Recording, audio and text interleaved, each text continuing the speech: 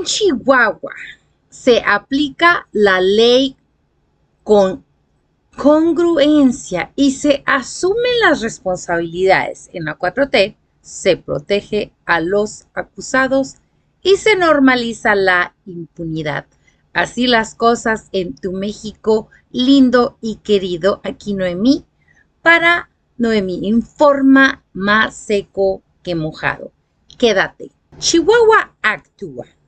Dio un golpe directo al crimen organizado con el desmantelamiento de un mega laboratorio de drogas sintéticas en coordinación con fuerzas federales. Hay resultados. Luego vino la crisis fabricada desde el gobierno federal. Existieron omisiones y estas omisiones exigían claridad y decisiones. Y la respuesta fue inmediata. El fiscal César Jáuregui renunció con un acto de congruencia y responsabilidad. No se aferró al cargo, no buscó excusas, reconoció que había elementos que desviaban investigarse y se retiró para no interferir. Ese movimiento define a un gobierno. La administración de Maru Campos no protege puestos, protege la legitimidad y permite el esclarecimiento de los hechos con total transparencia y apego a la ley. No encubre los errores, los enfrenta. Así es que cuando la ley se aplica y cuando solo se simula. Aquí vamos a ver un contraste. Aquí se lo traigo. Hay momentos en los que el gobierno se define no por lo que dice precisamente, sino por lo que hace cuando las cosas se complican, cuando hay presión, cuando hay errores, cuando hay crisis. Y lo que ocurrió en Chihuahua no fue menor, fue un golpe directo, concreto, verificable al crimen organizado. Un mega laboratorio de droga sintética desmantelado. Infraestructura criminal que no se explica sin redes, sin logística, sin protección previa. No estamos hablando de narrativa, estamos hablando de hechos, de resultados, de Estado actuando. Porque cuando surgieron elementos que exigían claridad, cuando aparecieron posibles omisiones, cuando las cosas se dejaron de ver claras, cuando sucedió una situación incómoda, ocurrió algo que en México actual parece casi una anomalía. Alguien asumió responsabilidad. El fiscal César Jáuregui renunció. Y no fue una caída forzada, no. No fue una destitución tardía. No fue un escándalo que lo arrastró. No fue una decisión, una renuncia en medio de un proceso, reconociendo que había elementos que debían investigarse y que su permanencia podía interferir. Eso en cualquier democracia funcional debería ser normal, pero en el México actual eso ya no es normal, porque aquí estamos acostumbrados a otra cosa, a funcionarios que se aferran, a servidores públicos que convierten el cargo en escudo, a estructuras que no investigan, sino que protegen, a sistemas que no corrigen, sino que encubren. Por eso la pregunta es inevitable y es incómoda. ¿Por qué en Chihuahua sí hay consecuencias y en la 4T no pasa absolutamente nada? Porque aquí no se trata de ideologías, no se trata de colores, se trata de conductas frente al poder. En Chihuahua, la administración de Maru Campos manda un mensaje claro. El cargo público no es un refugio, es una responsabilidad. Y cuando esa responsabilidad se pone en duda, se deja el puesto. Así de simple. No se negocia, no se diluye, no se maquilla, se enfrenta. Y eso implica algo que hoy parece revolucionario, inusual, respetar la ley incluso cuando incomoda. Porque mientras en Chihuahua se actúa, a nivel federal se construye otra realidad, una donde los señalamientos no generan consecuencias, donde las denuncias se acumulan como archivo muerto, donde las instituciones dejan de ser contrapeso para convertirse en cómplices silenciosos. Entonces, la siguiente pregunta no es retórica, es estructural. ¿Quién protege a los funcionarios señalados a nivel federal? Porque los nombres están ahí. Las denuncias existen, los reportes circulan, las acusaciones no son inventos espontáneos.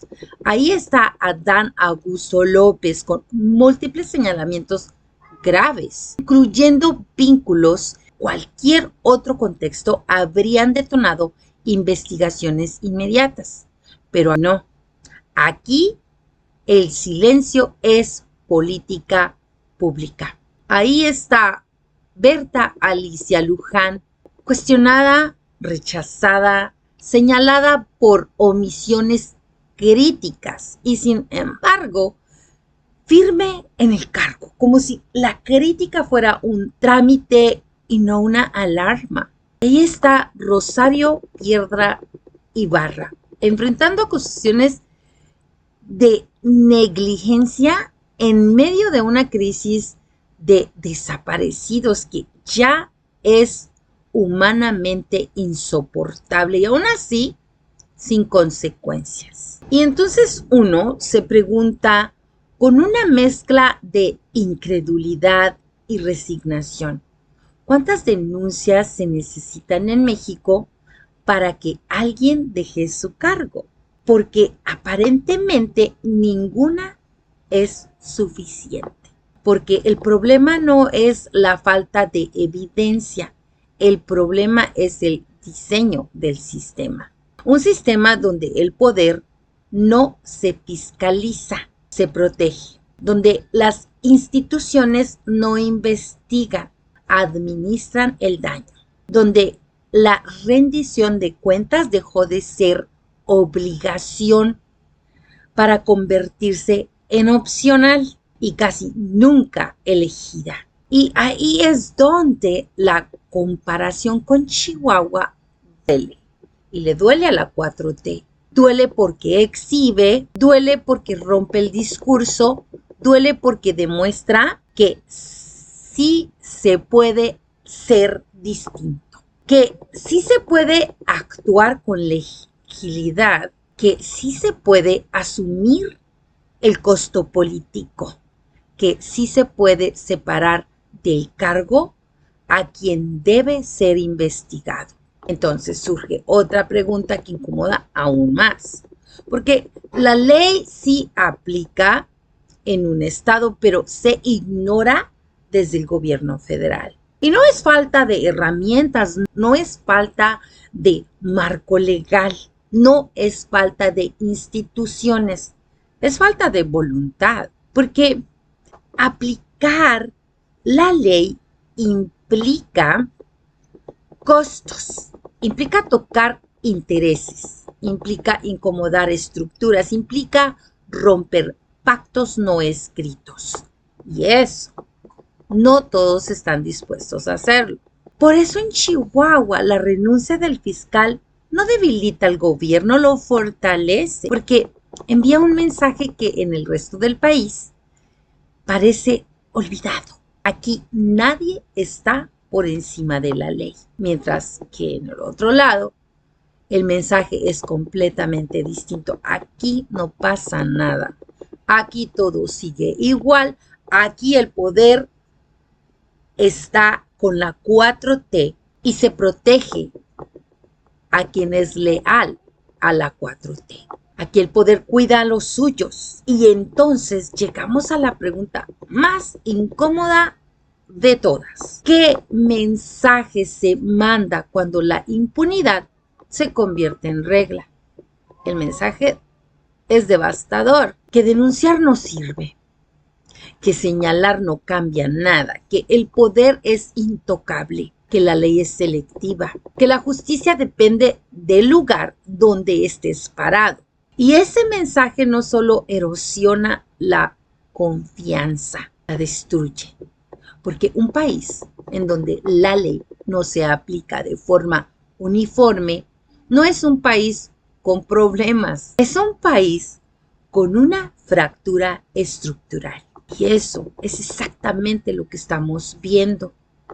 Por un lado, el modelo donde actúa, donde se corrige, donde se asume responsabilidades, donde un fiscal renuncia para permitir una investigación limpia, sin obstáculos. Entonces, si por un lado el modelo es donde todo se diluye, donde las denuncias no importan, donde los escándalos no tienen costo, donde el poder se usa como blindaje. Entonces, la diferencia no es menor, es una diferencia de fondo. Es la diferencia entre gobierno y simulación, porque gobernar no es dar discursos, no es culpar al pasado, no es construir enemigos narrativos. Gobernar es tomar decisiones, aplicar la ley, es responder cuando algo falla. Y eso es lo que hoy está en juego. Una narrativa, una preferencia política, sino la esencia misma de lo que significa tener Estado. Porque si el poder se somete a la ley, entonces no hay ley, hay convivencia. Y cuando todo depende de la convivencia, la justicia deja de ser justicia y se convierte en privilegio.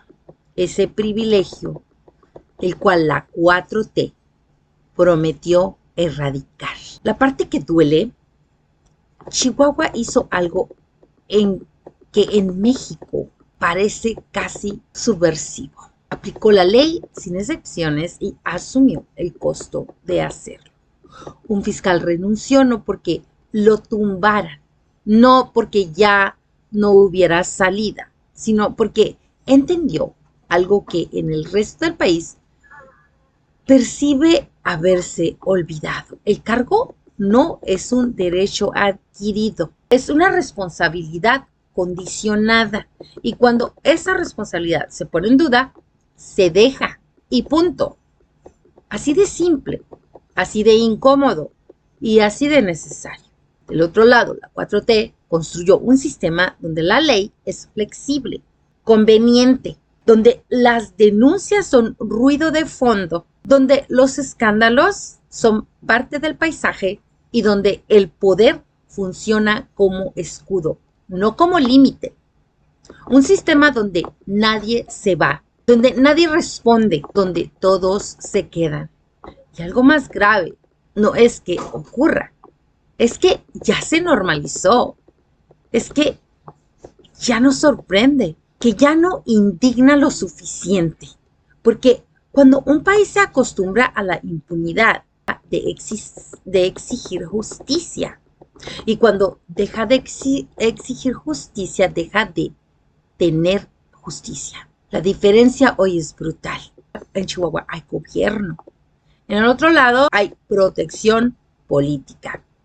Y mientras uno responde ante la ley, el otro esquiva con una sonrisa, un discurso y un silencio que ya no engaña a nadie. En Chihuahua se aplica la ley con congruencia y se asumen las responsabilidades. En la 4T se protege a los acusados y se normaliza la impunidad.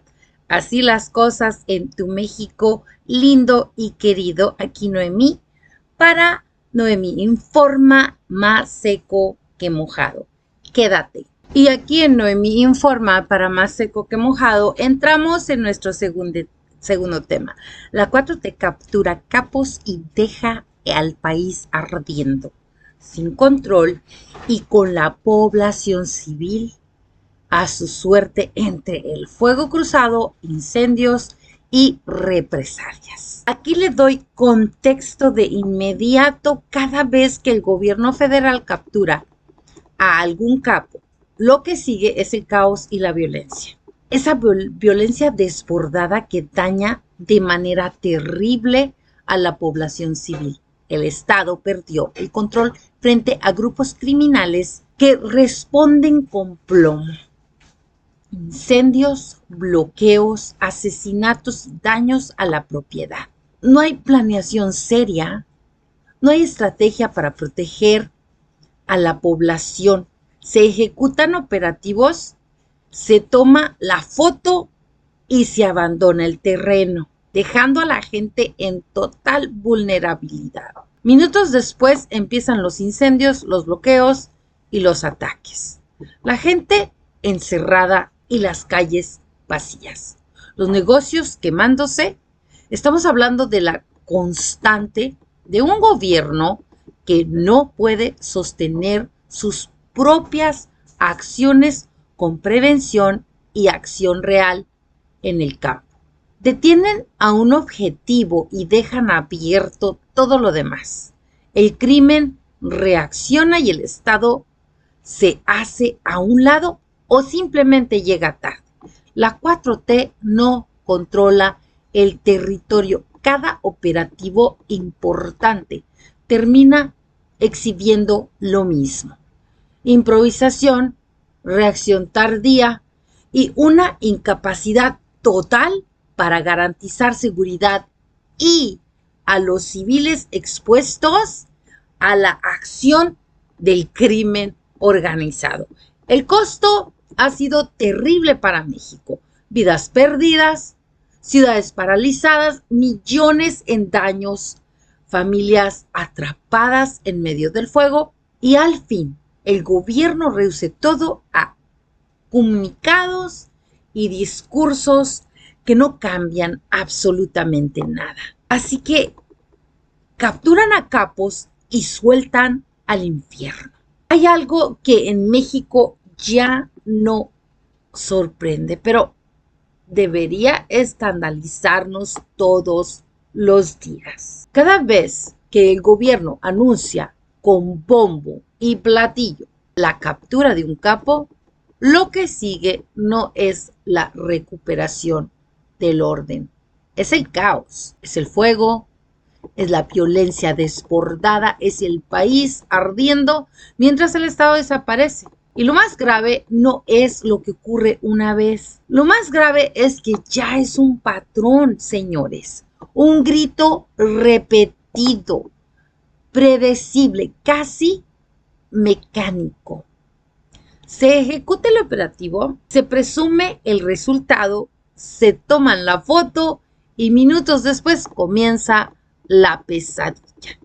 Carreteras bloqueadas, camiones incendiados, negocios consumidos por el fuego, balaceras, gente encerrada en sus casas, ciudades paralizadas, un silencio institucional que llega tarde o simplemente no llega. Es el verdadero rostro de una estrategia que nunca fue estrategia, porque aquí hay una pregunta que nadie quiere responder con honestidad.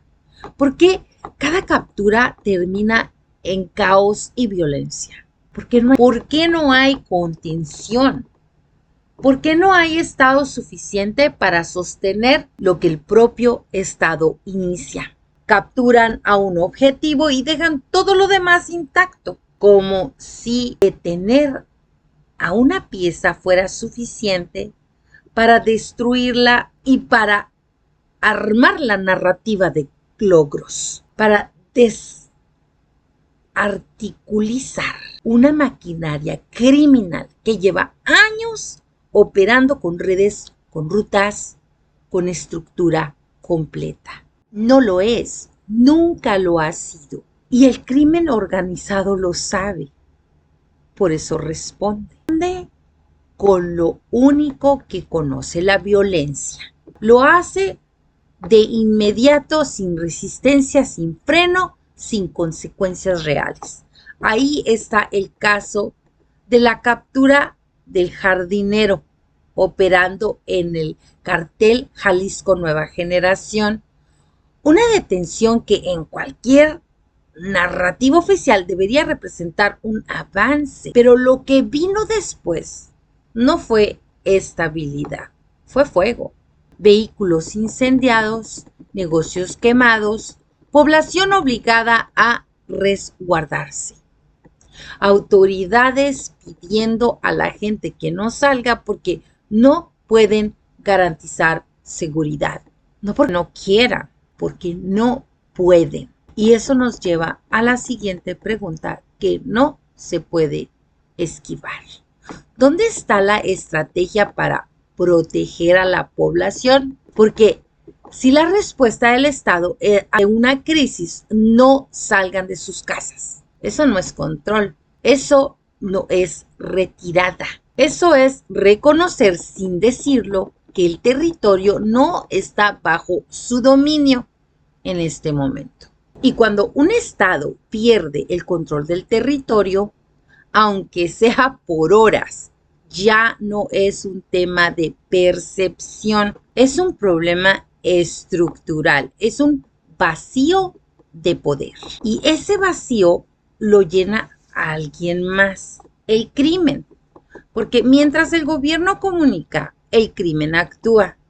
Mientras el gobierno omite comunicados, el crimen incendia. Mientras el gobierno justifica, el crimen impone. Y entonces llegamos a uno de los episodios más reveladores de esta dinámica, el llamado Culiacanazo. La captura de Ovidio Guzmán López no desató una crisis, denunció al Estado, bloqueos, ataques armados, fuga de reos, una ciudad completamente sometida. Y la decisión final fue tan brutal como simbólica: soltar al detenido.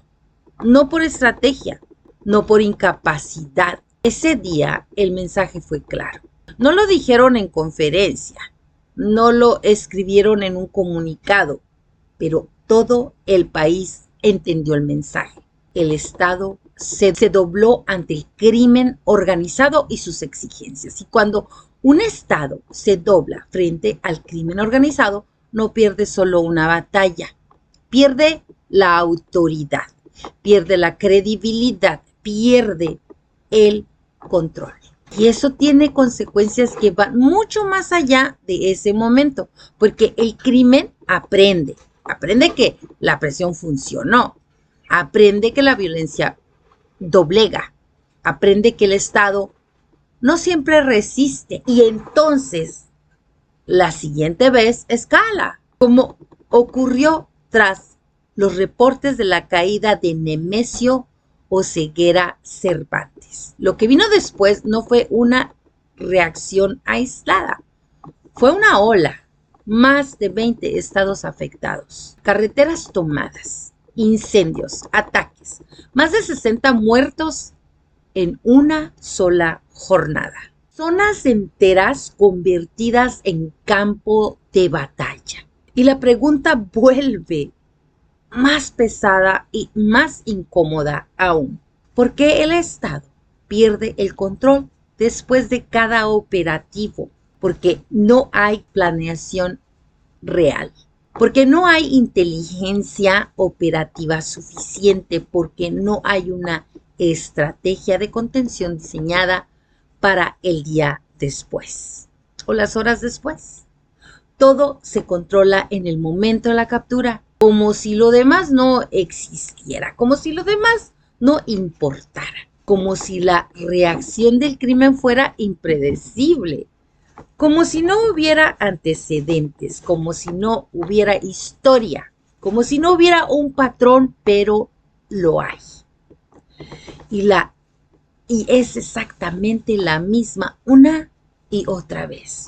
Operativo, captura, reacción violenta, descontrol, daños a la población, comunicado y vuelve a empezar. Y entonces, la siguiente pregunta ya no es técnica, es moral. ¿Cuántas ciudades más tienen que arder para que esto cambie? Porque no estamos hablando de cifras frías, estamos hablando de gente real, de familias atrapadas en medio del fuego cruzado, de negocios que se pierden en minutos, de vidas que no se recuperan, de niños que aprenden a tirarse al piso cuando escuchan los disparos, de comunidades enteras que viven con el miedo como una rutina. Y mientras eso ocurre, el discurso oficial sigue intacto, descarado, como si nada pasara, como si todo estuviera bajo control, y no lo está, como si la realidad no fuera evidente. Y ahí es donde el sarcasmo deja de ser recurso y se convierte en necesidad. Porque claro, qué tranquilidad saber que se capturó un capo, aunque la ciudad arda en llamas. Qué alivio saber que hubo un operativo exitoso, aunque la gente no pueda salir de su casa. Qué gran estrategia. Capturan a uno y perder el control de todo lo demás. Y entonces llega la última pregunta, la que nadie quiere responder, porque implica asumir responsabilidades reales. ¿Quién responde por las vidas perdidas y por los daños materiales? ¿Quién responde por el comerciante que perdió su negocio? ¿Quién responde por la familia que quedó atrapada en medio de un enfrentamiento? ¿Quién responde por los muertos? Porque el crimen actúa, pero el Estado debería de proteger. Ese es el pacto básico. Ese es el contrato social. Y cuando ese contrato se rompe, no hay narrativa que lo sostenga. Porque la función primaria de cualquier gobierno no es el discurso, es la seguridad. Y si no puede garantizarla, todo lo demás pierde sentido. Hoy México vive una paradoja brutal. Cada captura importante debería significar más que la segunda. Más control, más tranquilidad, pero ocurre exactamente lo contrario. Cada captura se convierte en una señal de alerta, en un aviso de lo que viene. Es una advertencia silenciosa que la gente ya entiende sin necesidad de explicaciones. Algo pasó, prepárense, porque lo que sigue ya es conocido. Incendios, bloqueos, balaceras, miedo aterrador y un Estado que llega tarde o simplemente observa. Y aterrizamos con esto. El país que ya sabe lo que viene. La 4T no está ganando la guerra contra el crimen. Es más, podría asegurar que tal guerra no existe. Está reaccionando mal y tarde.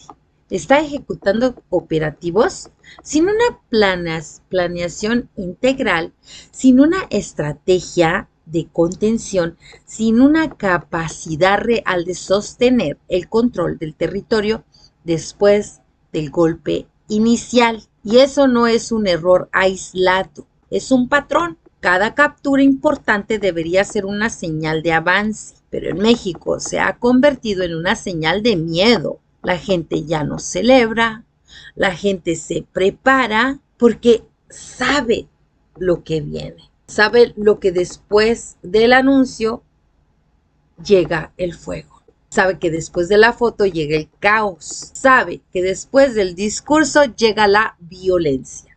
El culacanazo no fue una excepción, fue una advertencia.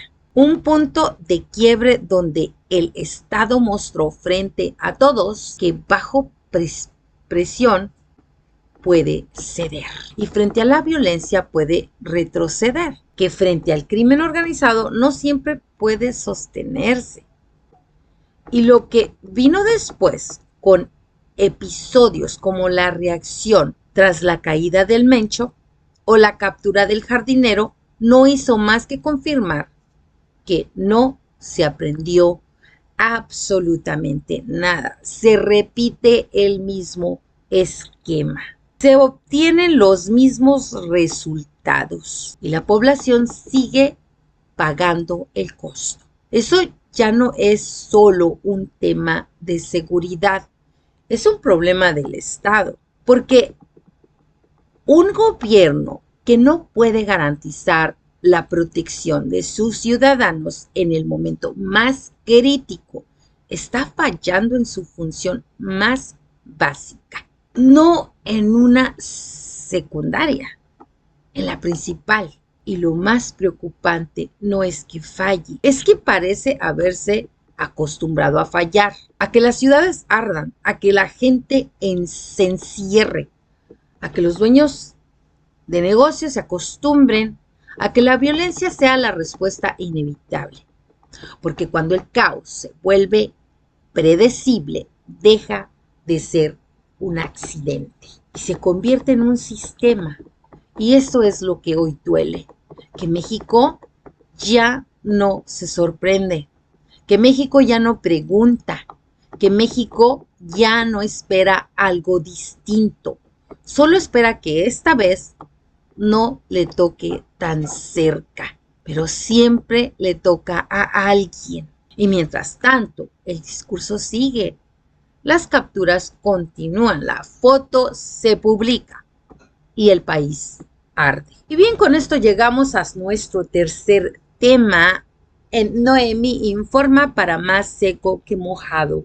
Andrea Chávez busca traicionar nuevamente a Chihuahua, manteniendo al Estado a la barredora y su negocio de casinos. Aquí le doy contexto rápidamente. Andrea Chávez llega como aspirante a la candidatura de Morena para la gubernatura de Chihuahua, pero no lo hace sola, llega siguiendo órdenes de toda una red de corrupción y crimen con intereses claros y una ambición que apunta a tomar control del Estado para darle entrada a la barredora y a sus negocios que pretenden aparentar ser lícitos cuando todos sabemos que es dinero sucio al amparo de las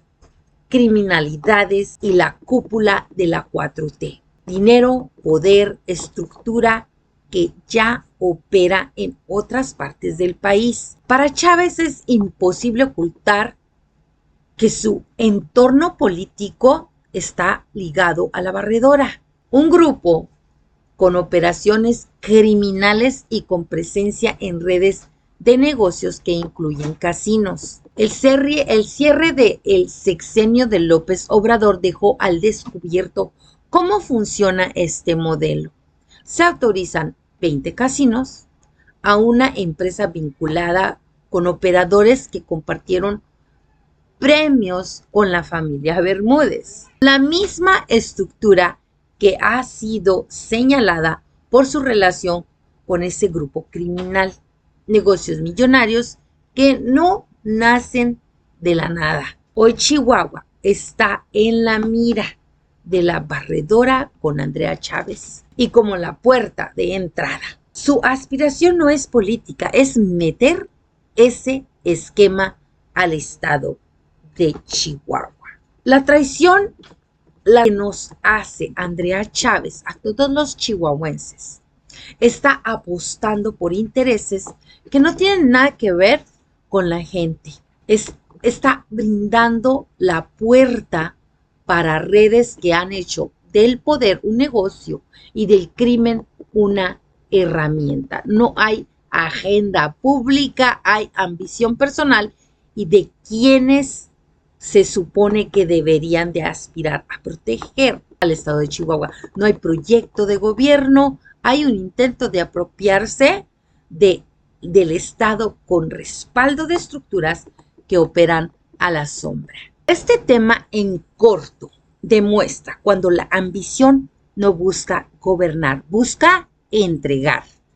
Hay momentos en los que una candidatura no representa una opción política, representa una amenaza, no por lo que dice, sino por lo que arrastra, no por lo que promete, sino por lo que oculta. Y eso es exactamente lo que hoy está en juego en Chihuahua. Porque lo que está intentando construir Andrea Chávez no es un proyecto de gobierno, es una puerta que no se abre sola. Una puerta que viene empujada por intereses, por estructura, por redes que no operan a la luz, pero que dejan huella en cada movimiento, en cada decisión, en cada peso que circula. La pregunta no es menor. ¿Quién está detrás del dinero que impulsa a Andrea Chávez? Porque en política el dinero no es solo un recurso, es un mensaje, es una ruta, es una señal de quién se le debe, a quién le debemos qué y para quién y te va a gobernar.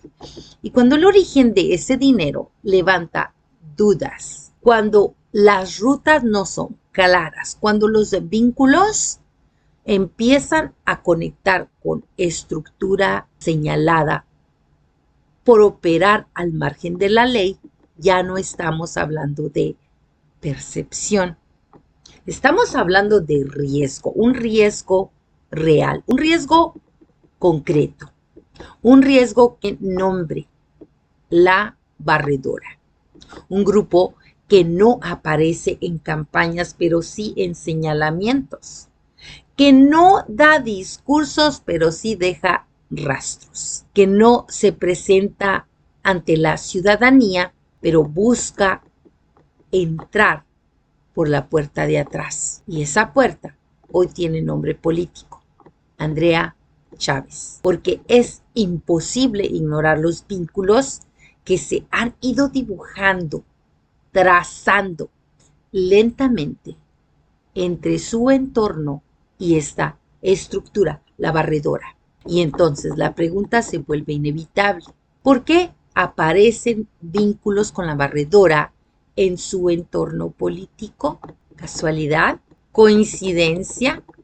¿O parte de un diseño más grande? Un diseño que no alcanzas a percibir, al menos que sigas esta línea, porque las estructuras criminales no operan improvisando, operan planificando. De hecho, planifican mucho más allá del gobierno en turno. Operan infiltrando, operan colocando piezas donde importa. La política es el lugar donde más importa, porque desde ahí se abren puertas, se otorgan permisos, se construyen coberturas, se legitimizan negocios. Y ahí es donde entra otro elemento clave de este entramado, los casinos.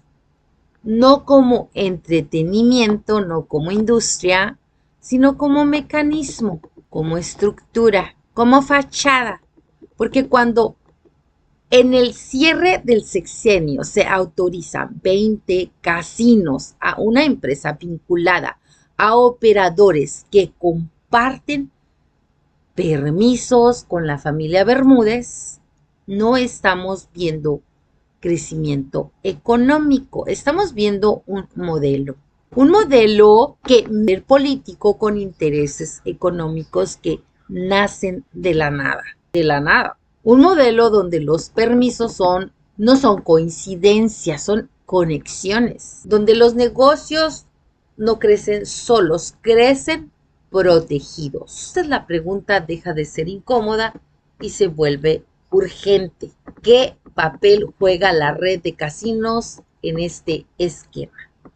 Porque no estamos hablando de establecimientos aislados, estamos hablando de una estructura que se replica a la perfección, que se expande, que se instala bajo apariencia legal, pero con raíces que generan dudas profundas. Cuando ese modelo ya existe, cuando ya ha sido probado, cuando ya ha demostrado cómo se construye, el siguiente paso es evidente: expandirse. Y ahí es donde Chihuahua entra en la ecuación, no como casualidad, como objetivo, como territorio, como oportunidad, porque lo que está en juego no es una elección más, es la posibilidad de que ese modelo se replique y que se replique con éxito, de que ese esquema se instale, de que ese sistema eche raíces en un estado que hasta ahora se ha mantenido ciertas líneas, cierto lineamiento de contención. Y entonces surge otra pregunta, una que no admite evasivas. Se interpreta de esta manera. Se intenta replicar este modelo en Chihuahua. Todo apunta a que sí, a que no es un proyecto aislado, a que no es una aspiración individual, a que no es una aspiración marginal o marginada, a que es parte de algo más grave, algo que cambia poder político con operación en las sombras, algo que necesita control territorial, algo que necesita estructura alineada, algo que necesita gobierno, no para servir, sino para permitir. Y es donde la palabra traición deja de ser exageración, porque cuando alguien busca el poder, no para proteger al Estado, sino para abrirlo ante intereses externos, eso no es ambición política, eso no es estrategia, eso es concesión, eso es poner el poder al servicio de algo que no representa a la gente de Chihuahua. Y en ese punto la pregunta más importante ya no es quién gana, es quién detiene esto, quién va a frenar la entrada de esos intereses al Estado, porque el silencio también es decisión, porque la omisión también es complicidad, porque permitir que estructuras de ese tipo avancen sin resistencia es darles terreno, y cuando esas estructuras se consolidan, sacarlas ya no es político.